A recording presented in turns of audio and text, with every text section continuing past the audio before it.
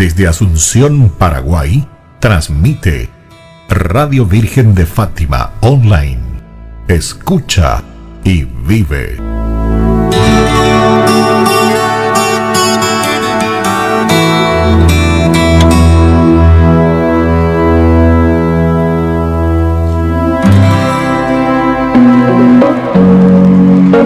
Buenas tardes, muy buenas siestas para toda nuestra audiencia.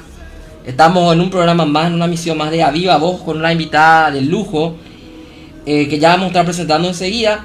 Queremos recordar hoy 14 de julio, una fecha nefasta para la historia. Muchos festejarán a aquellas personas de guantes blancos y de delantal, yo le digo no mandil, ellos le llaman mandil. Aquellas personas justamente que con los lemas de libertad, igualdad y fraternidad han cambiado el orden del antiguo régimen para traernos libertad, democracia, entre otras cosas que dicen estas personas. Pero bueno, vamos a ver que capaz no fue tan así como lo dijeron. Pero bueno, antes que saludar a la invitada de lujo, vamos a saludar primero a nuestra compañera Lupe. ¿Qué tal? Hola Marce, ¿qué tal? ¿Cómo estás? Un saludo gigante a la gente que nos sintoniza en otra edición más de A Viva Voz. Y bueno, ya estamos más que prestos y dispuestos a escuchar a nuestra invitada del día de hoy. Marce, si podés presentarla. Bueno, ella es la señora Amparo Medina, madre de, creo que tengo entendido que 3 hijos, y una activista pro vida que ha recorrido prácticamente toda Latinoamérica, y si no es más, ¿verdad? Realmente comprometida con la causa pro vida, muy amiga también de mi papá, a quien le mandamos un saludo al doctor Atilio Farina, la gente de FEDAVIFA en Paraguay, que es la Federación Nacional por la Vida y la Familia, que es la más antigua organización pro vida del país, ¿verdad? Por suerte están otras nuevas como Juventud Pro Vida, Juventud Pro Vida, en la que estamos también nosotros. Y bueno, hoy tenemos, como decía, el lujo de recibirle a la señora Amparo Medina, que ya va a extender un poco esta presentación para nosotros. ¿Quién mejor que ella que describirse y presentarse ante el público? Así que, Amparo, te escuchamos. Un gusto de poder tenerte en nuestro programa.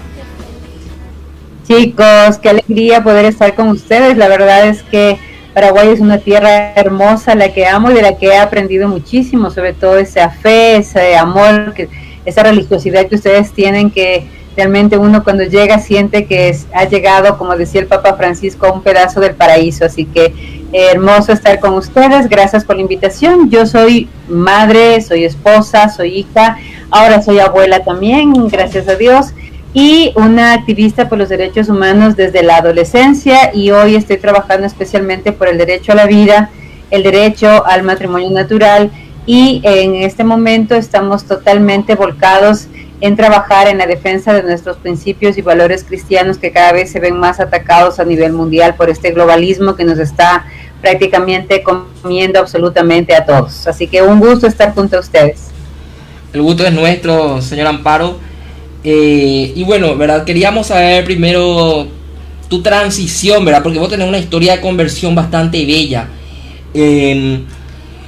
Decís que luchabas por los derechos humanos en su principio, y ahora aún más, ¿verdad?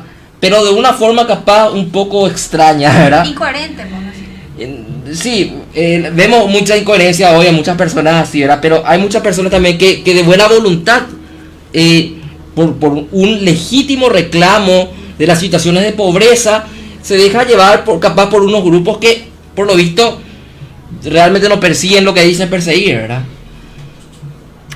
Así es, existe una fuerte manipulación al respecto. Yo creo que uno de los puntos fundamentales por lo que muchos de los jóvenes, sobre todo, y me pasó a mí en mi juventud, tenemos toda esta distorsión ideológica con respecto a la lucha en el tema de los derechos humanos, es sobre todo porque vemos mucha injusticia, vemos mucha pobreza, vemos sobre todo mucha violencia en nuestros países, y obviamente uno como joven lo que busca, lo que quiere es generar en cada uno de nuestros países procesos en donde no sean solamente unos pocos los que tienen derecho a comer, sino que todos tengan derecho a comer, en donde no solamente unos pocos tengan derecho a educación, sino todos. Dentro de todo este marco, yo creo que todas estas ideologías de extrema izquierda, sobre todo mal llamadas progresistas, se han tomado el pensamiento de los jóvenes y les dan una lucha por la cual seguir, una causa a la cual enrolarse, y que creo que también es un fallo nuestro, ¿no? Ese fallo de no hablar, de no motivar, de no vincular a la gente en nuestras causas, porque obviamente los jóvenes quieren causas por las cuales luchar, quieren generar procesos diferentes, quieren embaucar, generar en su vida un proceso en donde no queden embaucados en ciertas ideologías que no solamente terminan dañando su mente, sino que terminan matándolos, porque lamentablemente el tema de la guerrilla, del terrorismo nos ha dado a nosotros como resultado en América Latina la muerte de muchos jóvenes, el encarcelamiento de muchos líderes políticos, y es ahí en donde yo creo que hay que tener un marco en donde nos demos cuenta que los jóvenes por sí mismos no son malos, los jóvenes por sí mismos no están buscando vincularse a la guerrilla, los jóvenes por sí mismos no están vinculando pues, en favor del aborto y la ideología de género. Lo que pasa es que no existen otras alternativas, otras causas por las cuales la gente les estemos llamando a vincularse, a trabajar, y es ahí, me parece, el caldo de cultivo, la pobreza, la falta de educación, la falta de salud, el desempleo y esa necesidad de levantar la voz para poder buscar un cambio en nuestros países. Y eso, cuando yo me vinculo a los grupos de izquierda, cuando yo me vinculo a todo este tema del feminismo, de los derechos de los niños, de los derechos de los jóvenes, es buscando un cambio social, es buscando terminar con todas estas series de problemáticas que están matando a nuestros jóvenes, que están realmente exterminando a muchos grupos sociales, los indígenas, las mujeres afroamericanas en general. Entonces yo creo que ahí es importante ver que no es que la gente sea mala, es que las causas son las malas, y esas causas que son malas terminan enrolando a gente buena, haciéndole hacer cosas que son dañinas y que de una u otra manera terminan con las sociedades en donde nosotros estamos. Me llama poderosamente la atención, Amparo, que mencionaste de que ellos encuentran en estos tipos de militancia como una respuesta, entre comillas, a todos esos reclamos que van surgiendo: pobreza, desigualdad, falta de educación, entre muchas otras cosas. Y no sé si relacionarlo a que son ellos los que buscan organizarse y trabajar y no encuentran otra alternativa como para poder unir esas fuerzas y luchar por algo que verdaderamente pueda fomentar lo que es la educación, la verdadera educación, buscar soluciones efectivas para luchar contra la pobreza y demás. Así es, o sea, dime cómo un joven que tiene un buen corazón puede terminar matando a otro por una causa. El momento en que este joven busca solucionar el problema, porque lamentablemente todas estas ideologías de muerte, todas sin excepción, el aborto, todo el tema de género, todo el tema de la izquierda, todo el tema de la revolución, el tema de los narcogobiernos que hoy tenemos, lo que hacen es que parten de un problema real, y eso no podemos negarlo. O sea, parten de problemas reales. Hay violencia contra algunas mujeres, hay violencia en contra de los niños, hay pobreza, hay falta de educación, hay falta de formación, falta de oportunidades. Entonces, frente a esa realidad que nosotros no podemos taparnos los ojos, existen unas ideologías que les dicen: ven, vincúlate. Te hacen que te enamores de esa causa, te enamores de ese sueño de poder cambiar el país, de querer transformar el país, y a la hora de la hora te vinculas en un proceso a través del cual tú ves que las actividades, las acciones, la ideología que te están en este momento motivando para hacer ese cambio social, a la hora de la hora lo que generan es más pobreza, a la hora de la hora generan más violencia. En el caso, por ejemplo, de todo este socialismo del siglo XXI, en el caso del comunismo en Cuba, si te das cuenta que ha generado mayor pobreza, ha generado mayor frustración en los mismos jóvenes, en unas tiranías en donde prácticamente hablar, pensar diferente a lo que piensa el régimen se vuelve un atentado a la vida. Y por el otro lado ves el tema del aborto. El tema del aborto, ¿qué ha solucionado en el tema de la mujer? No le ha mejorado su calidad de vida, no le ha impulsado, no ha permitido que la mujer desarrolle, participe mucho más. Entonces, la razón, el problema está, y eso es algo innegable. Hay un problema.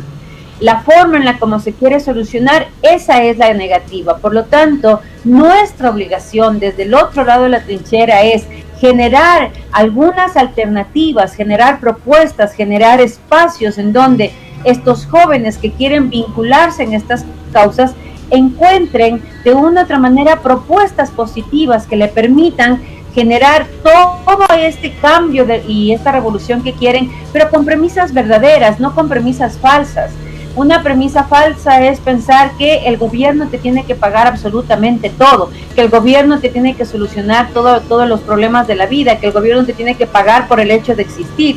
Esa es una premisa falsa. Hay que enseñarles que a los chicos que hay que trabajar, que tienes que generar empleo, que tienes que trabajar, que tienes que generar riqueza, que tienes que producir. Porque el ser mendigo del Estado, el ser mendigo de la sociedad, lo único que hace es esclavizarte para toda la vida.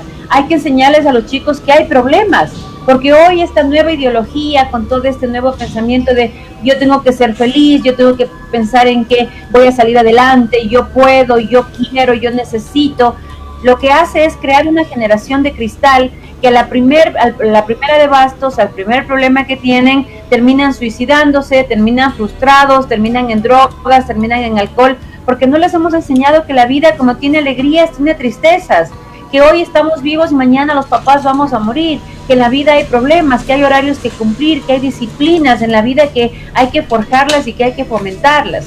Entonces yo creo que esta ilusión de cristal, esta generación de cristal que hemos nosotros impulsado en esta sociedad, en donde todo se les quiere dar absolutamente todo solucionado, es una burbuja que cuando se rompe, automáticamente tú te caes y te despiertas y terminas magullado, terminas lastimado, terminas con las manos manchadas de sangre, terminas nuevamente dándote cuenta que todo lo que en donde tú estabas no tenía sentido, porque lo que hizo fue empeorar la situación y además afectarte a ti y a tu familia de manera profunda, porque matar a una persona, matar a un niño por nacer, matar a tu hijo siempre te va a dejar huellas, porque si tú te amputas tus aparatos genitales siempre va a dejar huellas, porque si tú estás en este momento usando anticoncepción o hormonas porque si eres hombre quieres sentirte mujer, tu cuerpo va a tener huellas para toda la vida. Entonces ese tipo de situaciones uno tiene que tenerlas claras. Estamos ante una ideología de muerte que está cambiando la vida, pero que está matando también a muchos seres humanos. Decía San Juan Pablo II justamente que estamos ante la lucha de una cultura de la muerte. Y el Papa Emérito Benedicto XVI hablaba también de una dictadura del relativismo. Este relativismo moral que habla, como decías, de la ideología de género, de que si el hijo es deseado o no será, o sea, más o menos que del deseo nace la existencia o no un hijo, de que si yo me percibo como caballo, ¿verdad? Entonces mi género es un caballo. Y mucho se le acusa a esto solamente a la izquierda, pero también vemos que hay esto en cierta derecha, que se hacen llamar últimamente como libertarios, defensores de la, dicen ellos, de la vida, de la propiedad privada y de la libertad, porque caen en este mismo relativismo. Hay una chica, Gloria Álvarez, tengo entendido que ella es guatemalteca, que también caen en ese mismo error, ¿verdad? Pero bueno, tengo una pregunta que dejo al aire antes de ir a una pausa, ¿verdad? ¿Cuál fue ese cambio que sentiste vos cuando vos estabas militando a la izquierda, a la guerrilla, entre el antes de la caída del muro y de la Unión Soviética y después? O sea, ese tiempo de la Guerra Fría, en el que esa izquierda era por lo menos un poco más enfocada a los pobres, digámosle, con su discurso por lo menos, a hoy enfocarse a todas estas cosas de ideología de género y otras cosas, ¿verdad? Cosas que realmente inventándose minoría, inventándose oprimidos, ¿verdad? Pero esa respuesta la vamos a tener de las invitadas de lujo, de la señora Amparo Medina, después de la pausa.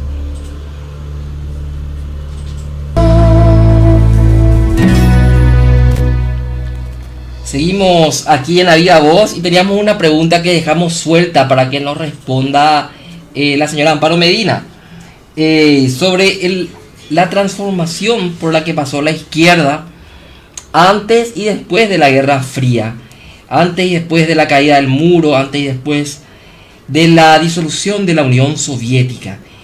Primero daba un discurso marxista, digámosle, más ortodoxo, más soviético, más militante, haciendo guerrillas en Latinoamérica, causando miles de muertes, secuestros, y luego pasa a ser una izquierda un poco con la mano torcida, ¿verdad?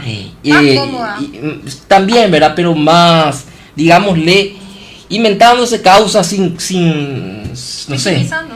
Claro, o sea, no, pero siempre son víctimas, ¿verdad? Pero causas sin sentido, de repente real para la gente obrera, trabajadora, y pasa a reivindicar a los negros, a los homosexuales, a los indígenas por sobre los que españoles, conquistadores y todo eso, ¿verdad? O sea, un discurso más cultural. El marxismo cultural le diría, no sé, Agustín Laje y Nicolás Márquez. Señor Amparo Medina, ¿cómo usted vivió esta transformación de la izquierda? A ver, yo creo que aquí hay dos cosas que son muy importantes aclarar. Mira, la primera es que el progresismo no es ni de izquierdas ni de derechas. El progresismo está insertado en cualquiera de los dos. Recordemos que la primera ley de aborto en Estados Unidos fue sacada justamente por una corte constitucional totalmente de derecha, ¿no? Totalmente conservadora y totalmente de derecha. En Colombia, la ley del aborto que salió fue justamente con Uribe, un presidente totalmente de derecha, conservador, es más, se decía católico, o se dice católico, ¿no? En Argentina, quien inició y quien movió toda la ley del aborto fue Macri, un presidente que inclusive dijo que iba a consagrar al país, no sé si lo consagraba al Sagrado Corazón de Jesús, que hizo promesas con respecto al derecho a la vida. En Ecuador, en este momento, el presidente Lasso es un hombre que dice que es parte del movimiento del Opus Dei, es una persona católica, y nosotros vemos que es el primer presidente que nos ha puesto una Secretaría de Diversidad Sexual. Ni el socialismo en el Ecuador, ni el socialismo del siglo XXI en Ecuador se atrevió a tanto. Él acaba de crear una subsecretaría de diversidad de género y acaba de poner a personas transgénero ahí, acaba de poner en la Oficina de Derechos Humanos a una de las militantes más fuertes del ámbito abortista en el país, y el momento en que la Corte Constitucional falla a favor del aborto en el Ecuador de una manera totalmente inconstitucional, el primero que sale por redes sociales a felicitar esta resolución y que la va a respetar y que la va a hacer cumplir es justamente Lasso, un presidente totalmente conservador.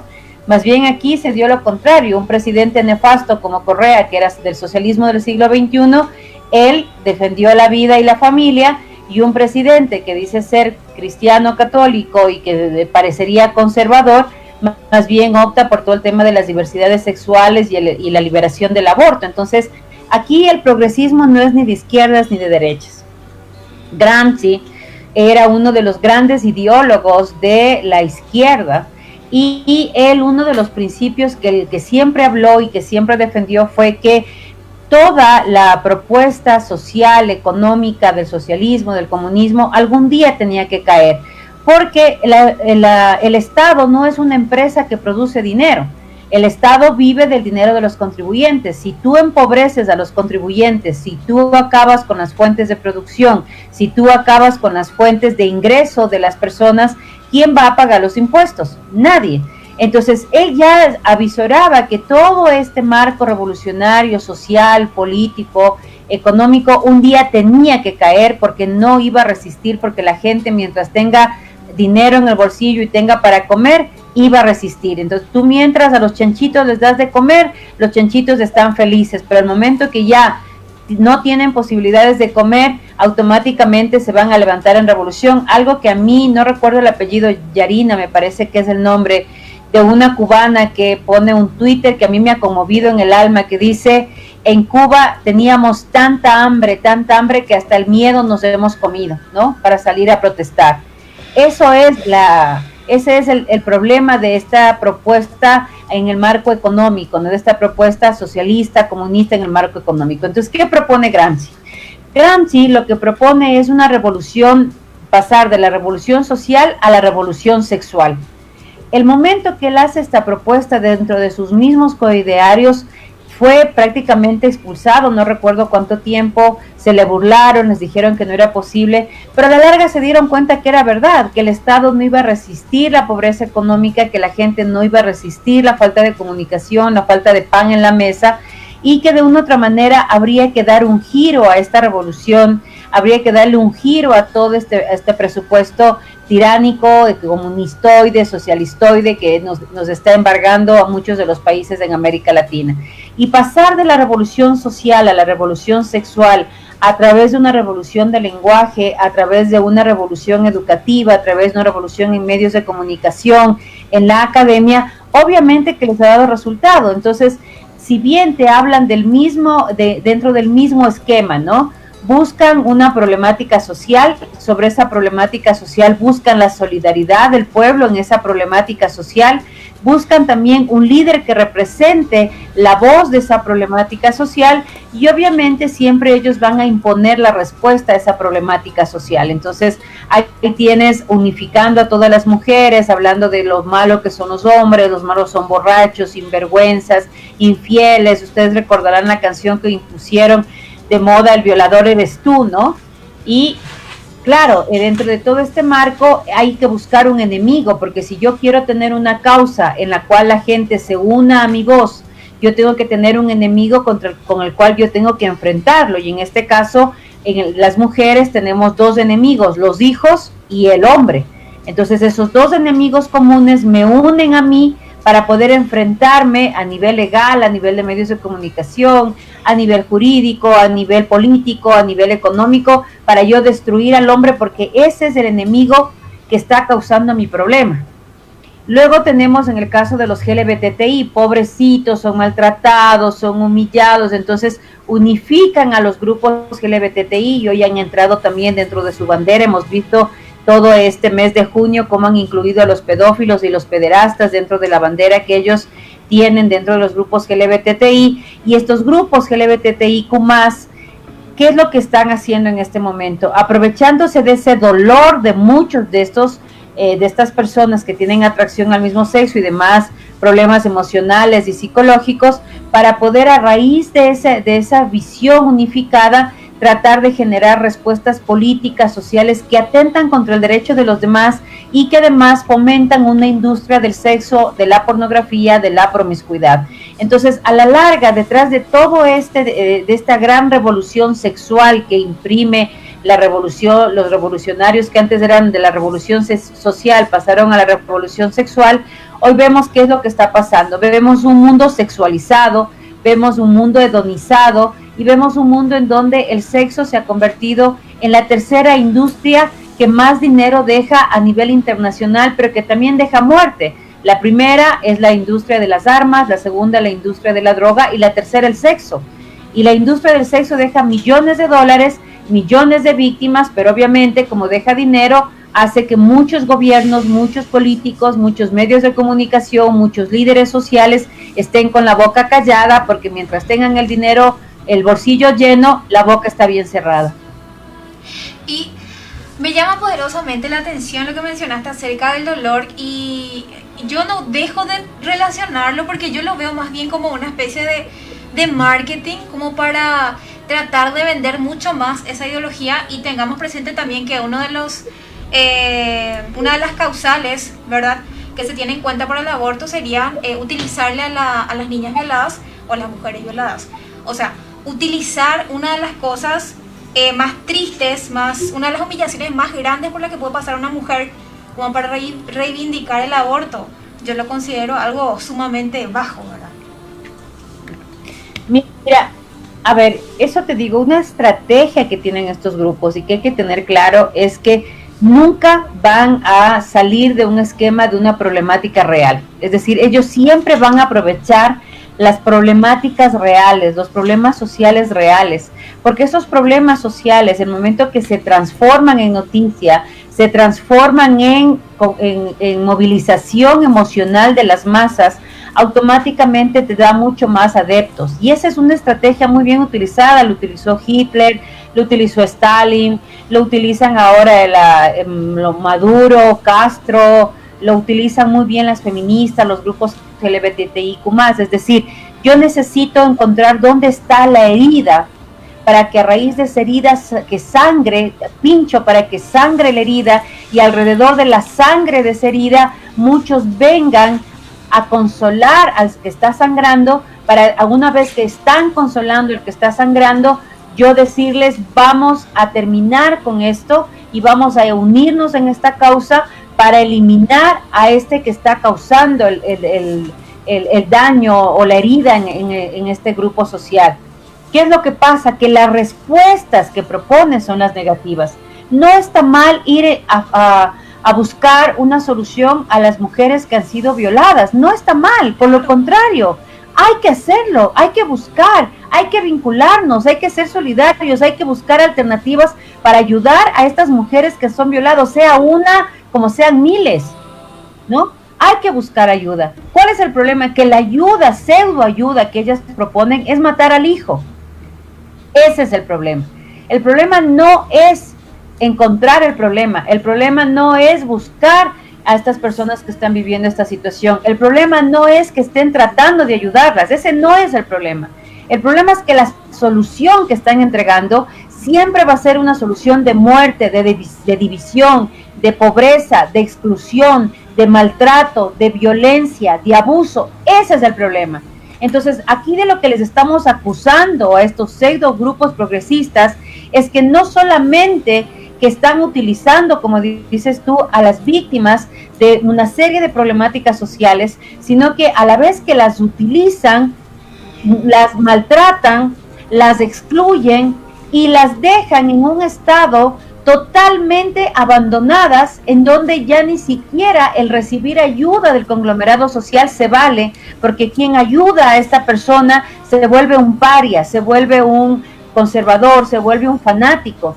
Lo que está pasando ahora en España, ¿no? En España están tratando de sacar una ley en donde a los providas tendrían que llevárseles a la cárcel por ayudar a estas madres embarazadas que están yendo a abortar. Entonces aquí tú ves el tema es que no solamente que la abusan, sino que a quienes las pueden ayudar de una manera correcta, de una manera adecuada, también los están excluyendo y los están atacando de una manera terrorista. No te olvides que todos estos mal llamados grupos pseudo progresistas son grupos que nacen del terrorismo, nacen de las narcoguerrillas, nacen de gobiernos narcotraficantes. O sea, no es un tema que porque el que estaba en la guerrilla ahora es un líder social y ahora es político y ahora es asambleísta y ahora es presidente y entonces ahora va a cambiar. Mentira, siempre va a tener esta mentalidad de terrorismo adentro. O sea, Maduro empezó siendo un líder de transporte, en donde paralizaba el país, organizaba marchas, organizaba una serie de actividades que controlaban al país a través del control social de su gente. Hoy, ¿qué es lo que está haciendo? Hace lo mismo, controla un país a través de la manipulación, a través de matarle de hambre, a través del chantaje emocional, a través de una serie de propuestas que terminan empobreciendo mucho más a la gente. Entonces es ahí donde nosotros tenemos que tener claro, a ver, hay una ideología, todos tenemos ideologías, chicos, todos, absolutamente no hay nadie que diga, no, yo no tengo ninguna ideología, todos tenemos una ideología, pero hay ideologías positivas y hay ideologías negativas. Una ideología positiva es aquella que te ayuda a crecer, que te ayuda a desarrollar, que te da libertad de ingresar o de salir cuando tú quieras.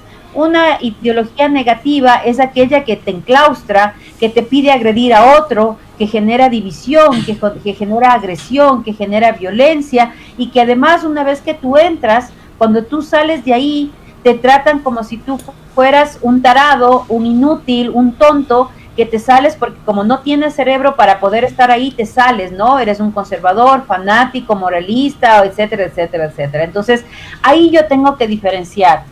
Y el momento que yo aprendo a discernir frente a estas dos ideologías, automáticamente yo tengo esa libertad de elegir sin vincularme en espacios en donde el odio, la agresión, la violencia sean la norma para terminar destruyendo una sociedad. Al pasar a los años 90, esta gente que vos decís que estaba en la guerrilla pasa a ser líderes sociales de derechos humanos. pasan a estar en aquellas instituciones, ¿verdad?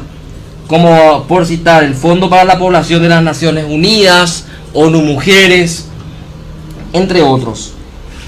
Y también es el tiempo en el que se inician el Consenso de Washington, como el Foro de San Paulo, como aquellos dos grupos antagónicos, entre comillas, que han tenido situaciones, transformaciones en Hispanoamérica, que, por ejemplo, aquellos grupos que se decían de derecha, justamente han abogado de impuestos por deudas tomadas con el Fondo Monetario Internacional, el Banco Mundial, privatizando aquellas empresas públicas o estatales para venderla al gran capital. Y por parte de la izquierda, pasando a tomar aquellas instituciones de las Naciones Unidas. Aquella izquierda romántica que decía luchar contra el imperio, termina siendo financiada por gente como George Soros, por gente como la Fundación Rockefeller, y infiltrándose en lo más alto de las cúpulas más altas de las Naciones Unidas. Y un padre muy caro a nuestros afectos, el padre Juan Claudio Sanauca, ha escrito y ha hecho un desarrollo intelectual en libros donde él hace una investigación sobre esto que llamamos nosotros globalismo. Yo en lo personal sostengo una tesis, ¿verdad?, de que justamente el proceso de globalización que hace esta derecha neoconservadora, que te invade países, ¿verdad?, de este gran capital financiero, de los bancos, de los grandes bancos, termina, ¿cómo se dice?, trabajando en conjunto con esta izquierda progresista. ¿Cómo fue que vos te diste cuenta de que realmente eran engañadas esta gente que tenía buena intención de luchar por los pobres, mal formada justamente por ideas contrarias a la fe católica como la izquierda, el marxismo, y que realmente esto venía de gente de arriba, que realmente estaban siendo financiadas por el imperio con el que decían luchar? A ver, mira, yo tengo 3 momentos que son cruciales en todo este proceso de cambio de vida, ¿no? O sea, el primero es que cuando yo empiezo a trabajar con el Fondo de Población de las Naciones Unidas en la consultoría para salud sexual reproductiva y género, nosotros empezamos a aplicar la propuesta que las Naciones Unidas propone, que era la entrega de anticoncepción, el control sistemático del uso de estos anticonceptivos y la promoción, difusión y capacitación en el uso de estos anticonceptivos, entre los cuales estaba la pastilla de emergencia, el preservativo, los implantes, las inyecciones, que eran como los más comunes para ser entregados a los adolescentes. El proyecto tenía $6,5 millones como presupuesto para poder empezar a trabajar dentro de toda esta estructura. Nosotros teníamos una propuesta metodológica para implementar el proyecto que tenía que ver con la animación sociocultural, es decir, la animación sociocultural te permite desde el arte, desde la música, generar propuestas en donde la gente se va vinculando, se va enamorando de la propuesta y se da todo un empoderamiento del proyecto dentro de las comunidades. Trabajamos en escuelas, en colegios, en diferentes espacios sociales, sobre todo en el ámbito educativo y en el ámbito de salud. Elaboramos textos, hicimos talleres. En mi época pagábamos medios de comunicación para difundir el proyecto, enamoramos a voceros, líderes políticos, sociales, culturales, de la farándula, para que sean vendedores, promotores y difusores de la propuesta del Ponte Pónselo, que en esa época, ustedes son muy chiquitos todavía, pero en esa época, sobre todo en Europa y en Estados Unidos, era el boom, ¿no? El Ponte Pónselo, publicidades difundiendo el preservativo, pero además no solamente en el ámbito de prevención de enfermedades de transmisión sexual, específicamente del virus del SIDA, sino también en el tema del control de la natalidad. Cumplimos todos los parámetros, aplicamos nuestra metodología y el momento de los resultados prácticamente éramos un proyecto exitoso en tanto y en cuanto a la gran cantidad de gente que habíamos llegado en lo urbano, en lo rural. y el momento que fuimos a Santiago de Chile a la evaluación del proyecto, sucedió algo que muchos de los técnicos no esperábamos, porque el momento que se da la evaluación todo fue perfecto, maravilloso, la metodología de las mejores, fuimos reconocidos internacionalmente con una propuesta muy valiosa, una propuesta que realmente llega a la gente desde el arte, desde la música, y el momento de la evaluación de los médicos, absolutamente todo se fue al traste. Porque los médicos explican que no existe ningún anticonceptivo ni contraceptivo seguro en contra de ninguna enfermedad de transmisión sexual, incluido el preservativo. El preservativo no fue hecho para evitar el contagio de enfermedades de transmisión sexual, ayuda en ciertos casos, pero puede llegar a tener, en el caso del virus del SIDA, hasta un 40% de fallo, y en el objetivo con el cual fue creado, que empezó siendo una tripa de borrego y hoy es de látex, el preservativo puede llegar a tener un fallo hasta el 8, el 10 o el 12%, depende de la calidad y del producto que se entregue. Luego, la cantidad de enfermedades de transmisión sexual que se transmiten piel a piel por el simple sudor de la piel del área contagiada, las pastillas, las inyecciones, no evitan el contagio de enfermedades de transmisión sexual. El índice de embarazo adolescente prácticamente se quintuplica porque los adolescentes de por sí, el mismo uso del preservativo no puede ser adecuado, o por el otro lado el alto índice de fertilidad que tienen, el crecimiento de las enfermedades de transmisión sexual de 5 a 25%, por ciento de enfermedades que había crecido, y aparte de esto veíamos como en algunos sitios de nuestros países en América Latina el virus del SIDA estaba por ser pandemia. Vemos también cómo dentro de toda esta estructura baja el índice de edad de inicio sexual de los jóvenes de 16 a 17 a 13, 14 años, y hoy en la actualidad, al 2021, tenemos inicio sexual de los chicos a los 10 y 12 años. Entonces, todo esto nos genera en muchos de nosotros un gran cuestionamiento. Y es ahí como empezamos a cuestionar el proyecto, yo siendo atea, totalmente feminista, totalmente pro aborto, pero obviamente consciente de que la metodología no funcionaba. No estaba funcionando entregar toda esta información a los chicos, no estaba funcionando entregar preservativos, no estaba funcionando decirles que su cuerpo y su derecho al placer. Y ahí es donde yo salgo del proyecto haciendo un gran cuestionamiento. Ese fue el primer rompe que yo tuve, es decir, presupuestos falsos, respuestas falsas, resultados falsos. Y lo más grave, que los resultados falsos se traducen en víctimas de este sistema, que son seres humanos y que son nuestros hijos. Entonces ahí dije, no, mira, o sea, yo no me presto para seguir dañando a más jóvenes.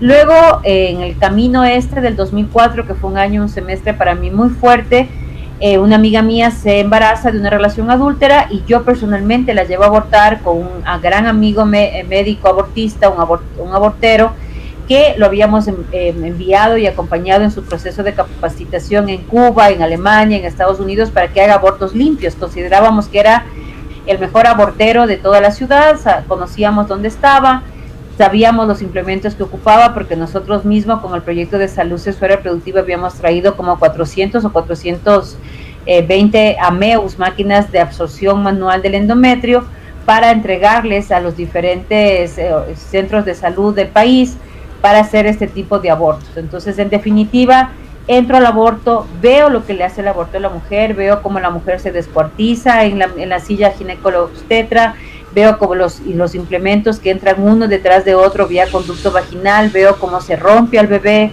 veo cómo es absorbido el bebé, cómo cae dentro de un frasco de cristal, y eso te marca, necesitas tener un corazón de piedra y sangre en las venas y agua en las venas para poder decir no me importa. O sea, realmente el sonido de la aspiradora, el médico con la frialdad con la que cuenta los pedazos del bebé que salen cortados para ver si no se quedó nada dentro del vientre de la mujer, la cara de la mujer que está siendo desangrada, violada hasta las entrañas con todos los aparatos que te meten.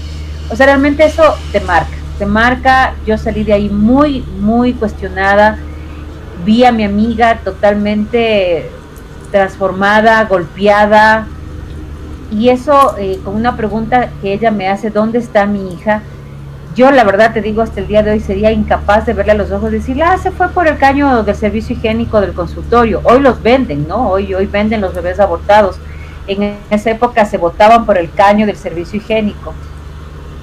Entonces, claro, ahí es donde empieza este cuestionamiento de dónde está el derecho a la mujer, y luego te empiezas a enterar y te empiezas a investigar y dices, a ver, las mujeres somos fértiles un día al mes, tenemos signos y síntomas que nos avisan que estamos en etapa fértil, los hombres son fértiles desde su primera eyaculación hasta toda su vida, hasta el día en que se mueren. O sea, ¿dónde está el derecho de la mujer? O sea, ¿dónde está el tema de anticoncepción para no abortar, aborto seguro para no morir, si la víctima es la mujer, la que se envenena, es la mujer la que pone el cuerpo, es la mujer la que se desangra, es la mujer la que queda marcada para toda su vida, es la mujer la que queda con un útero destrozado, es la mujer? Entonces, ¿de qué derecho a la mujer hablamos?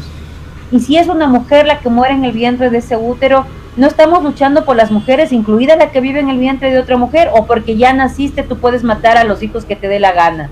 Y si es un hombre, es no tan tu cuerpo que tiene otro sexo totalmente diferente al tuyo. Entonces, claro, empieza todo este cuestionamiento dentro de casa, dentro de los grupos feministas, dentro de los grupos proabortistas, y entonces empiezo a decirles, miren, estas imágenes del aborto son reales, no nos están mintiendo, esto es lo que pasa en el aborto. Digámosle a la mujer lo que vive en un aborto, pasemos imágenes de bebés abortados, hagamos videos de lo que es el aborto para ver cuántas mujeres se quieren enfrentar a esa situación, cuántas mujeres quieren vivir esa situación. Entonces, claro, ahí es donde prácticamente una de ellas, una que ahora es, inclusive trabaja en la Oficina de la Mujer y dirige una de las ONGs más grandes en el país que distribuye aborto y anticoncepción en el Ecuador, ella me dijo claramente, me dijo, Amparo, o estás conmigo o en contra mía.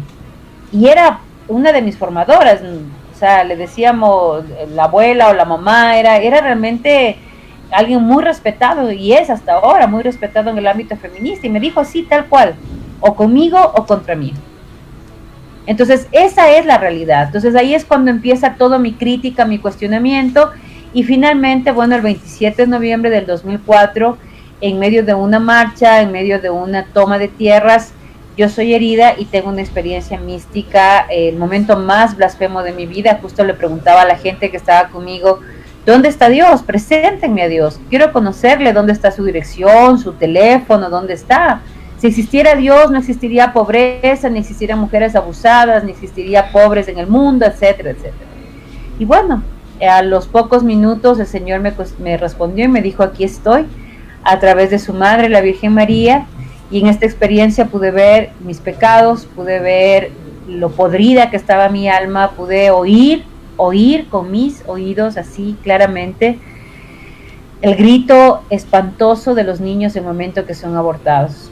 Este grito profundo que salía desde el centro de la tierra y que clavaba al Señor en el corazón como una espada, era cuando yo me agaché a ver en lo profundo de este hueco del cual salía este horrible sonido de un grito espantoso. Vi y eran todos los niños que yo había enviado a abortar y que había llevado a abortar. Entonces pude darme cuenta que estos niños gritan en medio de su silencio, que estos niños han sido heridos mortalmente, que estos niños han sido ultrajados, violentados, sacados de la voluntad de Dios, de la voluntad que Dios tenía en su vida de una manera grotesca, de una manera vil. Y claro, a partir de eso, de todo lo que pude ver, de todo lo que yo encontré en la misericordia de Dios ese día, mi vida empezó a cambiar y me di cuenta que nada que genera muerte, nada que genera violencia, nada que te miente, nada que genera odio es algo positivo. Que eso no le va a traer bien absolutamente a nadie, que por lo contrario te destruye a ti primero, a ti en primera persona, y destruye a quienes quieres, porque yo a mi edad tengo que regresar a mirar para atrás y tengo que ver a la cara a mis hijos y decirles la verdad. Mis manos están manchadas de sangre, y esa es una verdad que, si bien en la misericordia de Dios son manos que han sido lavadas con la sangre de Cristo, que han sido limpiadas por el sacramento de la confesión, que son todos los días levantadas a través de la misericordia de Dios, son actos de los cuales tú tienes que responder. Un día todos tendremos que responder de los niños que no hicimos nada para salvarles del aborto, de los niños, de las madres embarazadas a las cuales nunca ayudamos, a las cuales nunca dimos una palabra de apoyo, porque muchos de nosotros los Provida pensamos que porque salimos a la calle con un cartelito que dice salvemos las dos vidas, ya me regreso a la casa y digo ya, ay qué bueno, ya cumplí con lo mío, y no es así, no es así. La marcha es importante, pero el día a día es mucho más importante. ¿Qué hago con mis hijos? ¿Cómo les formo? ¿Qué hago en la escuela cuando les dan estas ideologías? ¿Qué hago con una madre embarazada que está viviendo situaciones difíciles? ¿Qué hago cuando una madre viene y me cuenta que está embarazada? La abrazo, la felicito, le presto ayuda. ¿Qué pasa con los niños discapacitados? ¿Qué pasa con las mujeres que están siendo abusadas? ¿Con los niños abusados y violentados? Entonces yo tengo que también cuestionarme qué estoy haciendo por ellos. Y hay que rezar, por supuesto que hay que rezar, pero el santo decía ora y labora. Y en eso muchos nos quedamos cortos. Vos sabés que yo estoy impresionante, impactada. Yo creo que todas las personas que están escuchando también lo estarán. No sé, un testimonio viviente de lo que es este genocidio a los niños por nacer, el ultraje tanto a los niños y a las mujeres, ¿verdad?, que tienen que estar atravesando por esto, a quienes se le vende un falso ideal de libertad, entre comillas. Estoy impactada, ¿verdad? Tus palabras, no sé, nos hacen pensar bastante. Y justo, sin que yo te pregunte, vos empezaste a responder, ya teníamos las preguntas también hechas, y sin hacerte las preguntas, vos solita fuiste respondiéndonos todo. Y algo que quiero sacar un poquitito de lo que dijiste, de lo que estuviste diciendo al final, es aquellas cosas que muchas veces estos grupos suelen cuestionar a los conservadores, a los providas y demás, que mucho tecleo a través de las redes sociales, pero al final el trabajo o el campo de batalla se lo dejamos a ellos, y ellos lo que hacen es transformar esas medias verdades, como vos habías mencionado, para un fin que es el más cruel de todos. Así es, mira, yo no creo que solamente les dejamos el campo libre, sino que también promovemos sus acciones, ¿no? Y ahí es lo grave de nuestro trabajo y lo grave de nuestro silencio, de nuestra cruzada de brazos. Yo creo que estamos con los brazos cruzados. A mí me llama personalmente mucho la atención cuando hay madres, padres de familia que te llaman y te dicen: no sabes, Amparo, tengo un problema gravísimo en el colegio, a mi hija a los 10 años le están entregando preservativos o le enseñaron a poner preservativo con la boca, mi hija está traumatizada, sería bueno que tú vayas a hablar al colegio, hables con la rectora, habrá que poner una denuncia o algo, ayúdennos por favor. Entonces yo digo, bueno, mira, yo ya crié a mis hijos, yo ya soy abuela. Si tú no eres capaz de hacer nada por tus hijos, ¿yo por qué lo voy a hacer? Eres tú como papá, tú como mamá, tú como hermano, como hermana, el que tiene que levantar la voz por tu hermano, por tu hijo, no el grupo Provida. Porque también es muy cómodo decir, los obispos no dicen nada, la iglesia no dice nada, los grupos Provida no hacen nada. ¿Cómo así? ¿Cómo así nosotros tenemos que hacer? Eres tú el que tiene que hacer. Cada uno cumple la función que tiene y que Dios le ha puesto en el camino. Ustedes están en los medios de comunicación, hay otros que deberían estar en las calles trabajando, hay otros que deberían estar haciendo cabildeo, pero no es la responsabilidad de uno. Es muy fácil echarle la culpa o la responsabilidad a los otros. Aquí tengo que ser totalmente claro conmigo mismo, decir qué estoy haciendo yo, Amparo Medina, yo X, yo Y, yo, ¿qué estoy haciendo yo por esta causa? ¿Qué estoy haciendo yo por las mujeres maltratadas? ¿Qué estoy haciendo yo por las madres embarazadas? ¿Qué estoy haciendo yo por la causa Provida? ¿Qué estoy haciendo yo frente a la cultura de la muerte? Porque el Señor, cuando nos manda a evangelizar de 2 en 2, no nos dice vayan y vean quién está haciendo para que ustedes le impulsen a hacer. Eso no dijo Dios. Dios dijo vayan y evangelicen a todos, no solamente a unos, sino absolutamente a todos. Y ese es el problema que nosotros tenemos. Ahí yo creo que es importante 2 cosas fundamentales. La primera, la formación, porque no está bien hacer algo de lo que no conozco, ¿no? Entonces yo doy de lo que tengo, entonces yo tengo que formarme. Y para eso están, por ejemplo, tú acabas de mencionar a alguien que yo quiero muchísimo y que sé que desde el cielo está intercediendo por todos nosotros, Monseñor Claudio Sanauja. Tienes conferencias de Pilar Calva, tienes conferencias de Brenda del Río, tienes conferencias de Laje, de Márquez, tienes un montón de conferencistas hoy día que gracias a Dios van creciendo en el número, de la cual tú tienes que formarte, informarte. Tienes programas como el Aprender a Amar, Salva tu Corazón, Plan B, Castos por Amor, todo el tema de vida humana internacional, ASI Prensa, todos ellos tienen muchos programas, ULIA, la Universidad de Navarra, muchos proyectos, muchos programas para formarte. Primero, formarte. Lo segundo, con toda esa información que tú tienes, ir generando un cambio en mi comunidad.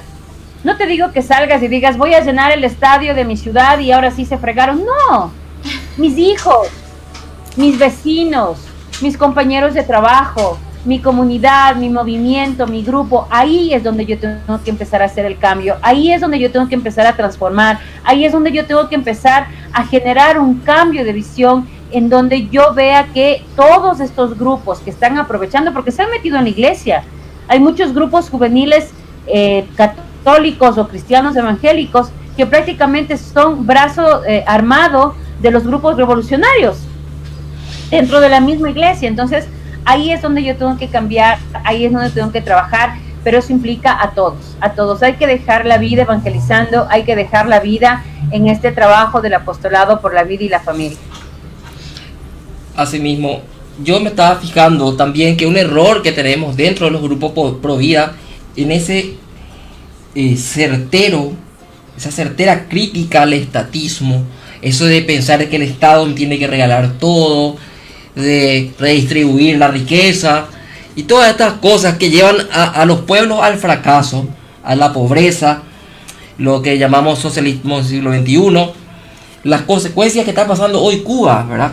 Que son nefastas, son malísimas, pero nos llevan al otro extremo, que es al individualismo liberal, ¿verdad? Y justamente quería tocar un ejemplo, ¿verdad? Vos nos decías el ejemplo, tantas personas, tantos baluartes y estereotipos de personas realmente luchadoras por la vida, por la familia, por la religión, por la fe. Y una persona que fue asesinada por los padres del liberalismo, que es las logias masónicas, la masonería. Un compatriota tuyo, que si tenés algunas palabras también para poder hablarnos sobre él, el señor Gabriel García Moreno, un mártir, tengo yo entendido, de la fe católica, que fue asesinado por esta gente, los masones. ¿Qué puedes decirnos al respecto de este gran hombre? Gabriel García Moreno fue presidente de la República y un gran revolucionario de todo lo que tenía que ver con la educación, con la salud, con la educación, con el tema de inclusive de la academia a nivel universitaria. Fue un hombre católico que lastimosamente ha sido muy maltratado históricamente, se ha deformado de una manera cruel su imagen, su accionar, su hacer en la patria. Él fue el momento en que el Papa, no recuerdo el nombre del Papa, fue tomado preso, fue el único presidente de la República que en ese momento en todo el mundo levantó la voz para poder ayudar a que el Papa que estaba preso sea liberado. Y fue el único que convocó a varios países de toda América Latina para que unan la voz y este Papa pueda ser liberado. En gratitud de eso, cuando la Virgen María le pide a Santa Margarita de Alacoque que Francia sea consagrada al Sagrado Corazón de Jesús, Francia se niega y no acepta. Entonces Gabriel García Moreno pide al Papa la autorización para que si Francia no quiere, sea Ecuador el país que haga la consagración al Sagrado Corazón de Jesús. Al haber sido Gabriel García Moreno el único presidente que pidió la libertad, de la liberación del Papa cuando fue tomado preso, entonces ahí es que el Papa en gratitud acepta esta petición de Gabriel García Moreno, y es así como el Ecuador se convierte, gracias a la gestión de Gabriel García Moreno, en el primer país consagrado al Sagrado Corazón de Jesús. Ahí tenemos dos mártires, uno que fue el obispo que consagró al Ecuador, que fue luego de unos años de la consagración fue envenenado, y Gabriel García Moreno, que este masón Rayo le mata el momento que él salía de la iglesia. Él iba todos los días a misa en la catedral, y la catedral está diagonal a la presidencia de la República.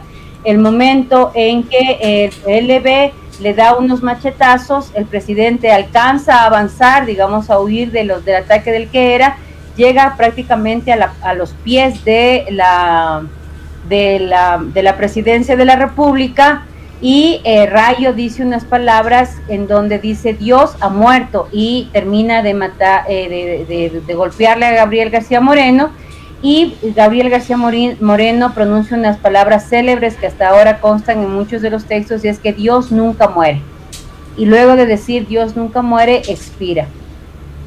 Y es así como luego varios historiadores, investigadores dicen claramente, ¿no?, que Rayo tenía una fuerte vinculación con la masonería. Se habla de la masonería francesa, que es la que termina matando a francesa, otros dicen la alemana, que terminan ordenando el asesinato a Gabriel García Moreno.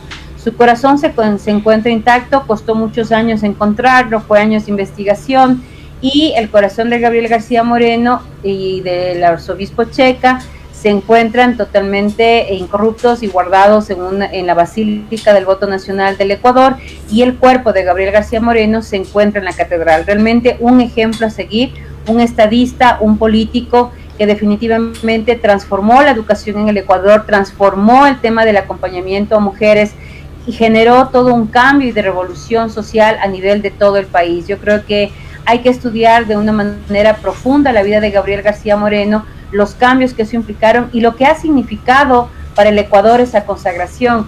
El Papa Francisco, cuando visitó Ecuador, que también fue a Paraguay simultáneamente, dijo unas palabras que realmente estremecieron absolutamente a todos y hasta las lágrimas en su última homilía que la dio en el santuario de la Virgen del Quinche. Él dice que se preguntó de una manera muy profunda qué es lo que le hacía a este pueblo ecuatoriano ser tan religioso, tan dulce, tan cercano al amor de Dios, que le encontraba algo muy especial en el pueblo ecuatoriano. Y algo que a mí me llamó la atención, porque no se le ha escuchado esto al Papa Francisco, fue que mientras él estaba en oración, Jesús le dijo, así dijo, ¿no? Jesús me habló y me dijo que era gracias a la consagración del Ecuador al Sagrado Corazón de Jesús. Entonces, claro, eso nos conmovió muchísimo, y a mí me conmueve hasta ahora, porque dices, mira, Ecuador, a pesar de haber vivido tantas dictaduras, tantos años en esta dictadura socialista, el haber pasado por tantos gobiernos de izquierda que han tratado de destruir sobre todo la fe en el pueblo ecuatoriano, y sin embargo el Sagrado Corazón de Jesús siempre está presente en cada una de las decisiones que toma este pueblo de manera equivocada, pero el Señor siempre escribe recto en renglones torcidos. Qué orgullo realmente para los ecuatorianos, los hermanos ecuatorianos. Sí, acá tenemos el detente. A mí esa imagen de Gabriel García Moreno con una cruz de tamaño real cargando sobre sus espaldas, un presidente de una república, yo no sé si le veo así a Marito, a Lugo, Horacio Várez Lugo, que era obispo, ¿verdad?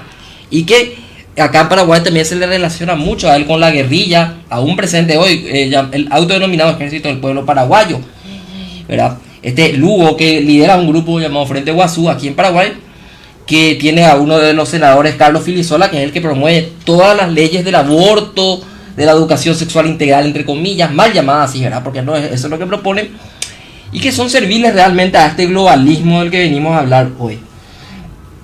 Vamos avanzando ya con la entrevista, nos queda poco tiempo, y quería hacerte una pregunta sobre 4 palabritas, ya que sos una experta en el tema, para poder diferenciar. ¿Qué diferencia hay entre internacionalismo? Me suena a mí a los marxistas cuando se habla del internacionalismo, la internacional y todo eso. Entre mundialismo, sería la segunda palabra. Entre la globalización, que es algo que defienden los liberales y libertarios. Y entre el globalismo. Ellos dicen, no, globalización es buena, globalismo es malo, ¿verdad? ¿Cuáles son las diferencias de estas 4 palabritas, querida Amparo? A ver, te voy a decir lo que dentro del día a día a mí me parece que está pasando, ¿no es cierto? Este internacionalismo de una forma de ver el mundo, de todos, lo que todos tenemos que pensar igual, todos tenemos que vivir igual, todos tenemos que vestir igual, todos tenemos que estar absolutamente sometidos a un solo marco internacional. Yo lo resumiría en la Agenda 2030, ¿no? Tanto el globalismo como el internacionalismo tienen mucho que ver con esta Agenda 2030, en donde hay uno solo que te dice que ha investigado y en función de esa investigación te dice lo que hay que hacer, cómo hay que hacer y para qué hay que hacer. El mundialismo yo lo relaciono mucho más con toda esta pérdida de valores, con toda y este ataque permanente a la fe cristiana, con todo este ataque permanente al cristianismo, ¿no? Entonces, este mundialismo que lo que nos impone es una religión mundial, una forma de espiritualidad totalmente fuera de la espiritualidad cristiana, en donde no solamente que trata de generar una nueva visión espiritual, sino que sobre todo trata de matar la espiritualidad cristiana, muy cristianofóbica, en donde absolutamente cuando tú dejas de se resumiría en lo que Chesterton dijo alguna vez, ¿verdad? Y es que el momento en que dejamos de creer en Dios, cualquier cosa le hacemos Dios en nuestro mundo. Y eso es lo que pasa con el mundialismo, ¿no? El mundialismo es ese amor al mundo, ese amor absolutamente todo este tema del indigenismo, todo el tema de la Pachamama, de la Pachamama y todo esto, ¿no? Entonces, tiene que ver muchísimo con esto. Ahora, la globalización, a mí me parece que Benedicto XVI en uno de sus escritos lo define claramente, ¿no? Lo define dentro de un proceso positivo, en tanto y en cuanto busca una mejora de la comunicación entre los seres humanos, una mejora de la producción económica y la distribución de la riqueza a través de esta apertura de los mercados. Pero sí, él habla ya de varios peligros de esta globalización, por ejemplo, la exclusión en lo que es la comunicación, y eso lo vemos ahora, las personas que no tienen internet, que no tienen acceso a todo lo que tiene que ver el mundo de los teléfonos móviles, prácticamente quedan excluidos de la información, excluidos inclusive de la educación. Ahora vemos lo grave que ha sido en el tema de la pandemia, todo el grupo humano que ha quedado excluido del sistema educativo. También Benedicto XVI habla en este punto del comercio, que está bien que se abran las fronteras para el comercio, pero que el objetivo sea el bien común, sea la mejora de la calidad de vida de todos los habitantes y que además esta riqueza sea redistribuida. Pero el grave riesgo que se corre es que estas multinacionales se conviertan nuevamente en las que manejen el mercado, las que manejen el comercio y terminen comiéndose a los gobiernos, a los comercios locales, a la economía local, y eso es lo que nosotros también vemos, y ya Benedicto XVI lo venía diciendo y lo venía anunciando. Entonces yo creo que ahí es muy importante empezar a tener esta visión de cuál es el objetivo de abrir las fronteras, cuál es el objetivo de toda esta amplitud de los medios de comunicación, si nos convienen, no nos conviene, en qué, en cómo y cuándo, y además bajo qué parámetros, ¿no? Y el tema del globalismo sí me parece a mí mucho más peligroso. Para mí el globalismo tiene mucho que ver con toda esta imposición de la ideología de izquierda, de la ideología de género, de la ideología de la cultura de la muerte. Este globalismo que de una u otra manera tiene que ver con la toma del poder político desde una visión totalmente totalitaria, en donde desde la elección democrática se eligen gobiernos totalitarios como el de Venezuela, como el de Nicaragua, como estuvo Ecuador, como ahora le está pasando a Perú también, y que de una u otra manera lo que hacen es imponer una ideología que termina atacando los principios, los valores, la cultura de los pueblos, termina atacando la vida, termina en el tema de los derechos humanos. Algo que sí me parece importante tomar en cuenta dentro del mundialismo, de la internalización, de todo el tema de la globalización, es que la pandemia se ha convertido en el caldo de cultivo para poder ellos imponer toda su ideología. Entonces tú ves como por ejemplo ahora se impone todo el tema del carnet de vacunación, como en muchos países, en el Ecuador ahora en una ciudad se está queriendo imponer que si no tienes el carnet de vacunación ni siquiera puedes salir de la casa prácticamente, no puedes tomar el autobús, no puedes ingresar al cine, no puedes ir a la universidad, no puedes ir de compras. Entonces todo ese tipo de cosas a la larga se terminan así convirtiendo en tiranías. Todas, absolutamente todas estas ideologías se convierten en tiranías en tanto y en cuanto no tienen freno y terminan con la libertad de las personas. Y todas estas organizaciones internacionales que se dicen llamar altruistas y justamente promueven este tipo de pensamientos muy altruistas y muy de buscar el bien de las personas no son. Así es, mira, es que tú tienes que tener, cuando tú tienes una ideología, tienes que tener canales de difusión y estructura operativa para poder tener. O sea, la ideología por sí sola no corre. Entonces, el momento en que tú tienes un ideólogo, ¿no es cierto? Este ideólogo, vamos a poner una tiranía o una dictadura, tiene que tener un espacio de ejecución. En este momento, el espacio de ejecución se han convertido las ONGs internacionales por los tentáculos que tienen en todos nuestros países. Fondo Monetario Internacional, Banco Mundial, las oficinas de ONU Mujer, ONU SIDA, UNICEF, todos estos son estos tentáculos a través del cual tú llevas esta ideología, tú llevas esta propuesta ideológica a todos los espacios. Pero necesitas quien operativice. ¿Quién operativiza eso? Operativiza el dinero. Y esa es la verdad. Entonces tú, para poder operativizar, tienes el dinero suficiente para poder chantajear a los ministerios de educación, ministerios de salud, gobiernos locales, gobiernos nacionales, para implementar tu ideología. Aquí, de manera concreta, lo podemos ver el tema del aborto. ¿El aborto desde dónde viene impuesta? Viene impuesta desde las mismas Naciones Unidas.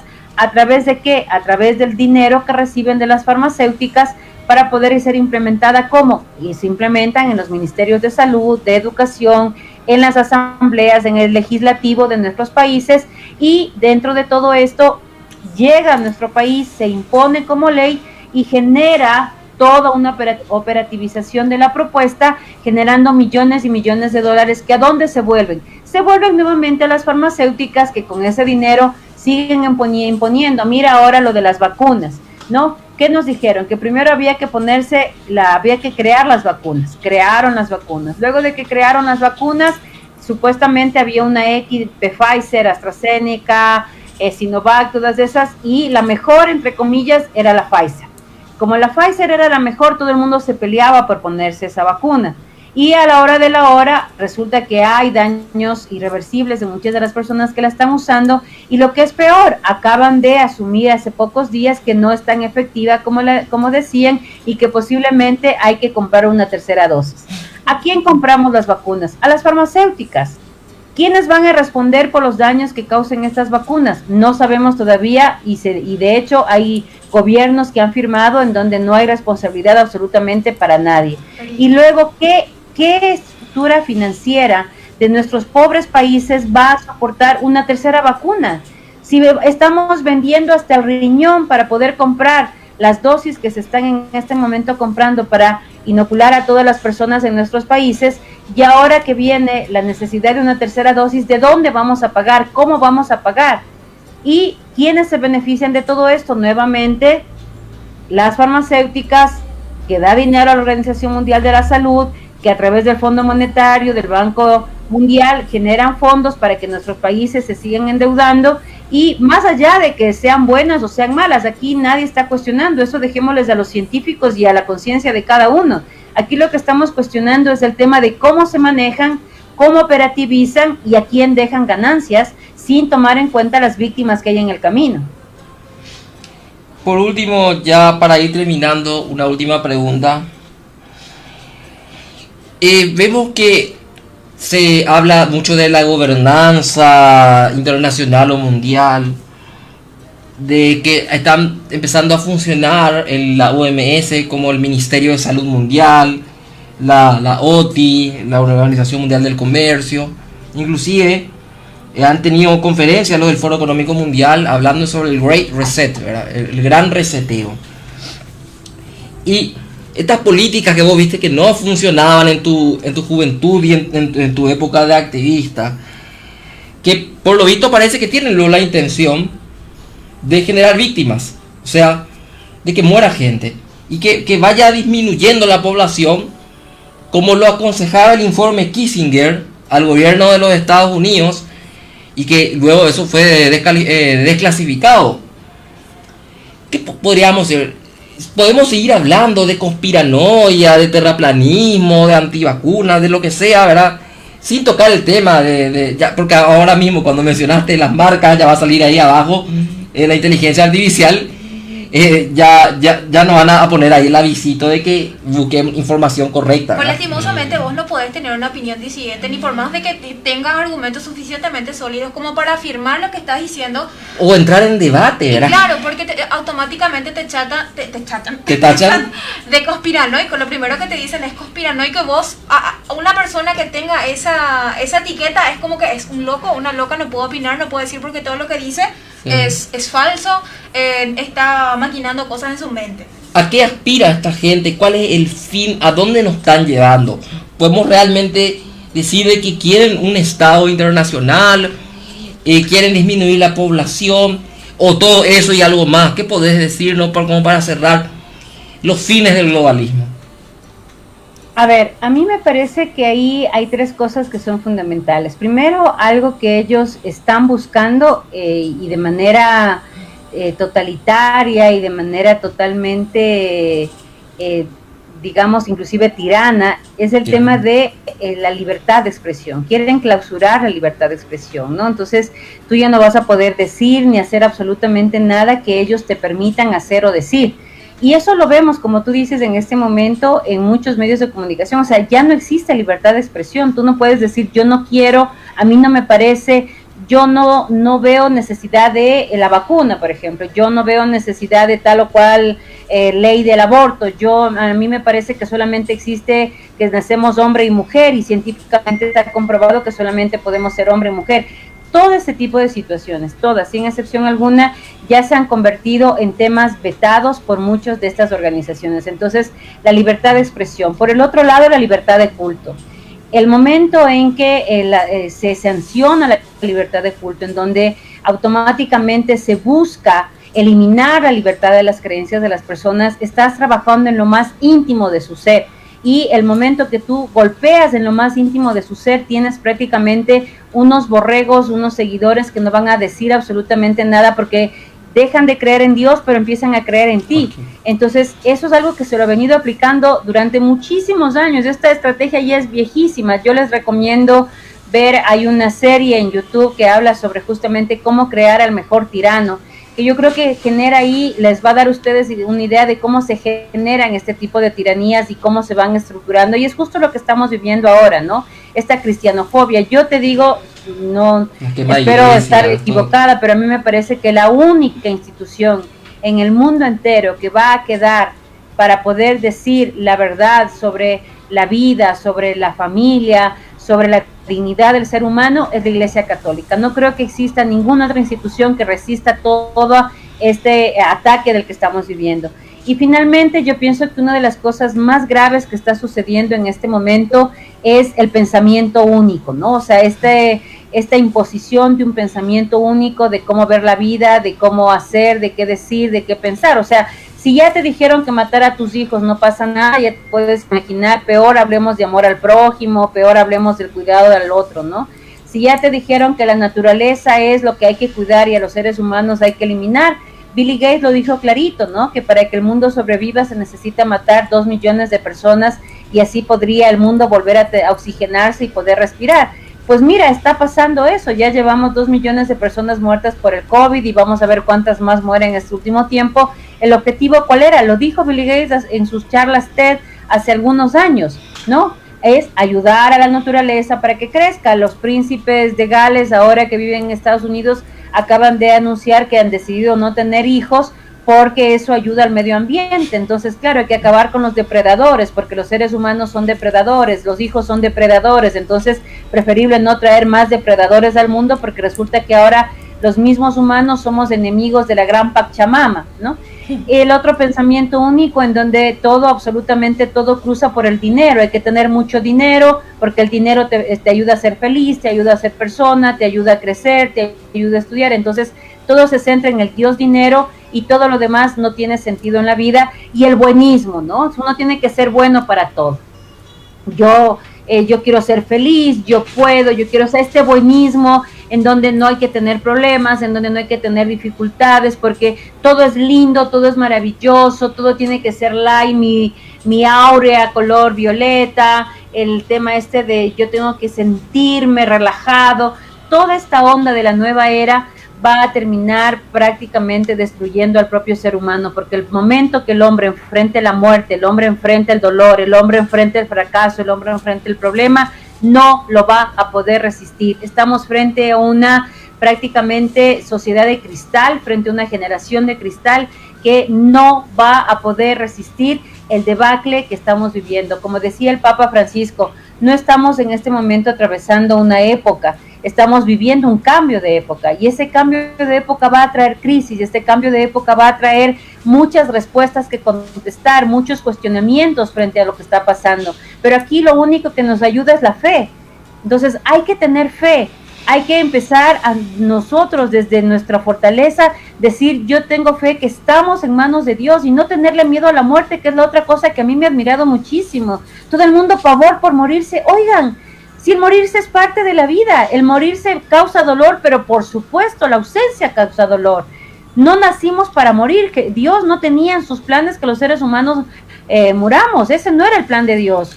Pero a través del pecado se dio la muerte, y por eso esa muerte nos causa dolor. Pero en la muerte vamos a la vida eterna, es decir, la muerte es la antesala de la alegría y la felicidad más grande de todos, que es la vida con nuestro Señor Jesucristo. Por eso hay que tener una vida en gracia, hay que tener una vida cercana a Dios, hay que tener una vida de sacramentos, hay que tener una vida de oración y de acción. Entonces, definitivamente, ¿por qué le tienen miedo a la muerte? O sea, todo el mundo ahorita asustado, es que se va a morir, Oye, la muerte es parte de la vida. Bendito Dios, si yo me muero este instante y estoy en gracia y estoy en reconciliación con el Señor, bendita muerte que me lleva a disfrutar de los gozos del cielo por toda la eternidad. ¿Qué más quiero? Entonces yo creo que todo ese tipo de cosas hay que trabajarlas, y todo lo que estamos viendo en este momento es justamente esa generación de miedo, esa generación de temores, esa generación. Los cristianos tenemos que estar en paz y tranquilos, porque esta guerra ya la venció Dios hace más de 2000 años. Estamos en el equipo ganador, estamos en el equipo de Jesucristo, estamos en manos de Dios, y con Él a nuestro lado, nada que no esté en la voluntad de Dios no nos va a pasar. Dios tiene contado hasta el último de nuestros cabellos, hasta las hojas de los árboles que se caen en la voluntad de Dios. Por lo tanto, tenemos que tener fe que mientras yo esté con Dios, Dios obrará, Dios hará, y Dios sabe lo que tiene que hacer con cada uno de nosotros. Eliminen el miedo, eliminen las fantasías, digan la verdad, evangelicen, únanse, generen fuentes de crecimiento en la fe, y van a ver como absolutamente todo. Fe, esperanza y caridad, eso es lo que nos va a nosotros fortalecer para este cambio de época, seguros en que todo está en manos de Dios, que la voluntad de Dios es perfecta y que la misericordia de Dios nos alcance hasta la eternidad. Nada más, lo demás es lo de menos, lo demás no sirve, solamente Dios basta para que nosotros podamos pasar esta situación que estamos viviendo ahora. Qué genial, yo ya había dicho anteriormente que ella parece que está leyendo todo lo que tenemos acá. Yo le iba a pedir un mensaje final y... Impresionante. Impresionante. Creo que es, si no es el mejor de los mejores programas. Estoy impresionado. Me conmovió tu testimonio, me conmovió tus palabras, hablando de las virtudes teologales, realmente de los mejores, de los mejores. Yo me animo a decir que es el mejor, que lo diga el público que nos ve siempre. Realmente maravillado, y bueno, nada más que agradecerte. Te juro que tengo hasta ese pirí, decimos acá, ese pirimbá, que significa que la piel, sí, es la piel de gallina, sí. ¿Verdad? Porque realmente fue increíble. Y bueno, ya nos quedamos sin tiempo. Esperamos poder contar contigo para otra próxima entrevista, porque evidentemente hay muchísimos temas más que abarcar y que vos podés mostrarnos, orientarnos y guiarnos también, así que te estamos muy agradecidos por tu predisposición. Fenomenal. Y recordando, último, para despedirnos, 2 frases de Chesterton, ¿verdad? Llegará, y ya llegó, creo yo, el día en que tenemos que desenvainar una espada para decir que el pasto es verde. Y segundo, cuando el hombre no cree en Dios, cree en cualquier cosa, ¿verdad? Entonces, con esto cerramos, Lupe. Esto fue Adiós. Chao, gracias. Chao, chao. Muchas gracias, adiós chicos, cuídense un montón, adiós. Dios te bendiga. Fátima, la Radio Católica.